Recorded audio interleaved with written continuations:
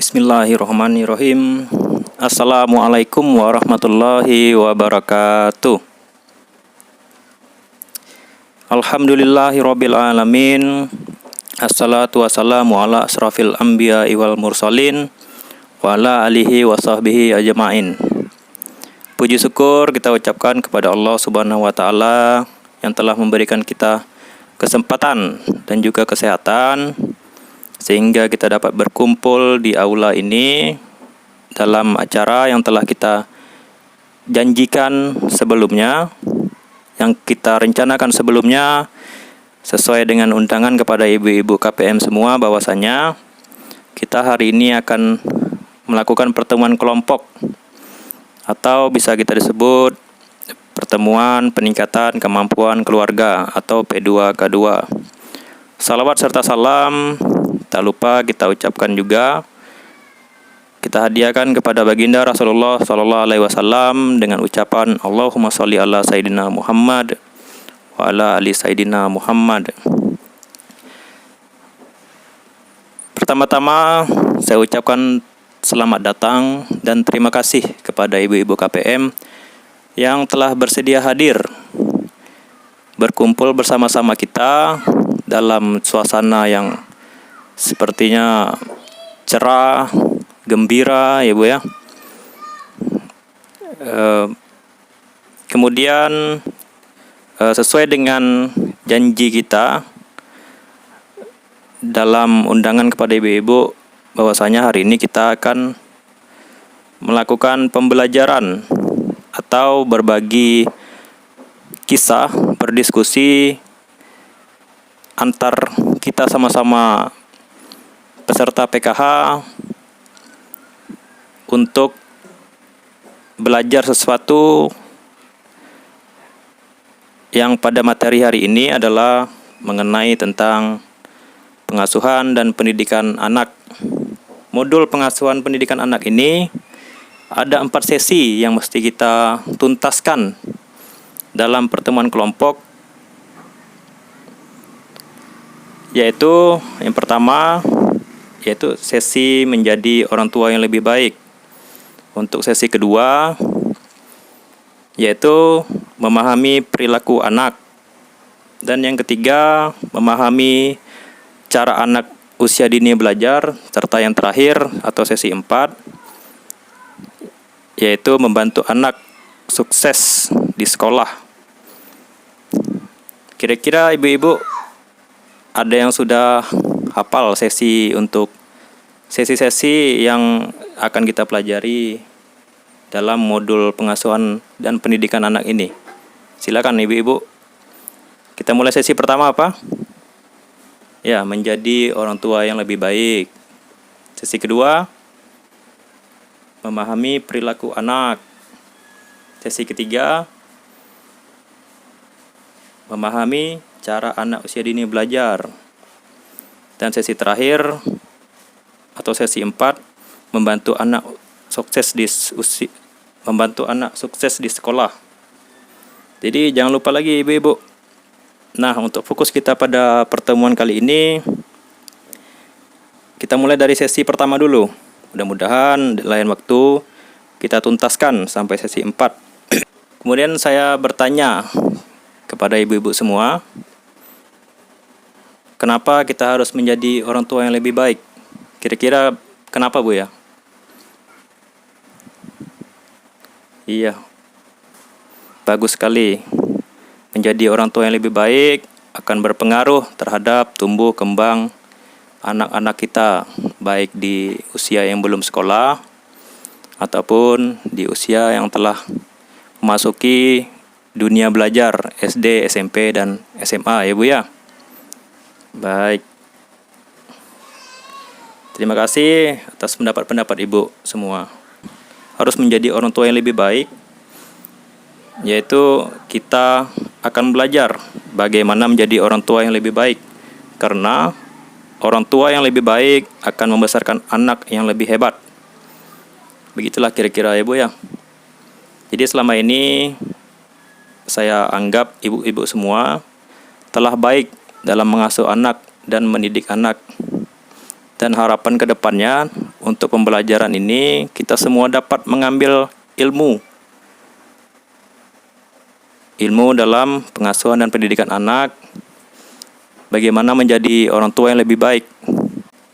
Kemudian kita masuki sikap dan perilaku orang tua. Nah, bagaimana sikap dan perilaku orang tua yang seharusnya ya Bu ya? Dalam artian, ya seperti saya bilang tadi, kita harus menjadi lebih baik lagi sebagai orang tua. Bukan berarti yang sebelumnya tidak baik.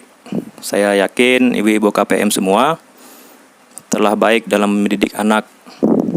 Saya ada sebuah ungkapan yang saya kutip, bahwasanya anak itu sangat sulit mendengarkan perkataan orang tua, tapi anak-anak itu tidak pernah salah dalam meniru atau memperagakan apa yang orang tua perbuat. Jadi baik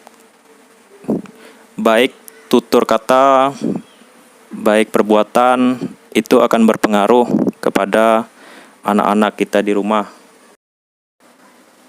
Dari langkah 3 ini, yaitu orang tua memiliki konsep diri yang positif. Nah, di sini ada gambar untuk tips menghilangkan pikiran negatif. Nah, di sini ada 2 kasus, pikiran negatif dan pikiran yang positif. Pikiran negatifnya apa? Yang biasa kita dapati sehari-hari, ibu-ibu yang sering kejadian seperti ini, aduh malu rasanya, bajuku jelek, aku harus menghindar dari mereka. Seharusnya yang kita lakukan bagaimana? Yang penting bajuku bersih, rapi, daripada beli baju baru yang bagus dan mahal, lebih baik untuk tabungan anak-anak. Nah, seharusnya ya Bu ya. Ada lagi nih, pikiran negatif. Apakah aku seburuk itu? Seharusnya mungkin dia lagi ada masalah di rumahnya. Aku tidak seburuk yang dia katakan. Aku orang yang sabar kok. Jadi pada gambar ini, ibu pada gambar ini melihat orang-orang mungkin dalam perkiraannya sedang membicarakannya dia. Padahal seharusnya kalau kita melihat kejadian seperti itu, kita harus berpikir. Jadi berpikir positif itu harus kita tempatkan di semua posisi, di semua keadaan. Kita masuk ke langkah yang selanjutnya, yaitu langkah terakhir. Langkah keempat, tidak melakukan kekerasan. Nah, menjadi orang tua yang baik seharusnya tidak melakukan kekerasan. Di sini saya akan putarkan sebuah film. Baiklah, langsung saja kita tonton video yang akan saya tampilkan ini ya.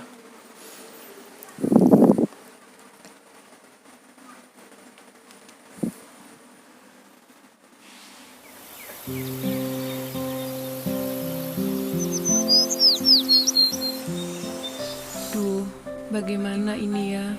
Sudah tanggal segini, ibu belum juga punya uang. Bapak belum diberi upah oleh mandor. Mana kebutuhan keluarga banyak sekali. Buat makan, bayar listrik, dan buku sekolah Agus dan Deni. Susu buat Ita. Duh. Sepertinya ibu masih marah pada aku. Dari tadi diam saja, tidak bicara sepatah kata pun padaku.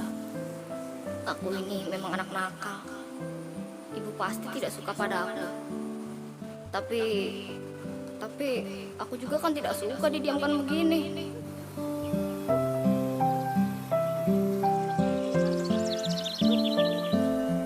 Agus kenapa diam saja dari tadi? Dia kelihatannya sedih. Kenapa ya dia? Atau jangan-jangan ibu yang salah? Ibu terlalu keras pada dia barangkali. Apa mungkin ibu sudah salah dalam perlakukan dia? Mungkin juga. Baiklah, kalau begitu, lain kali ibu harus lebih sabar. Tidak boleh terlalu sering marah pada anak-anak.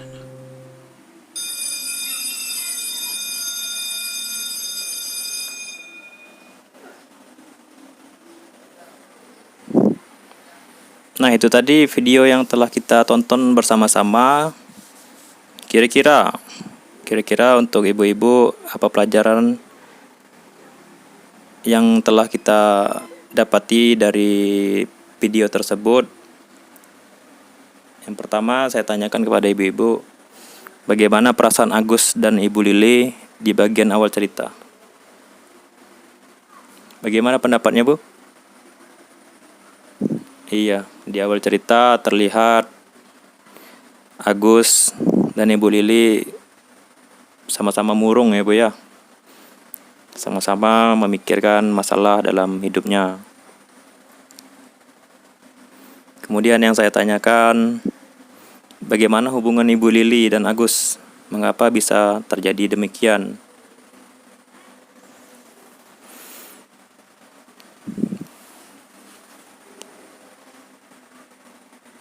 Ya, itu berkaitan juga dengan pikiran-pikiran negatif yang telah saya sampaikan sebelumnya. Bahwasanya pikiran-pikiran negatif itu harus kita buang supaya anak-anak kita tidak mempunyai pikiran negatif juga terhadap kita yang akan berpengaruh barangkali dalam kehidupan anak-anak tersebut.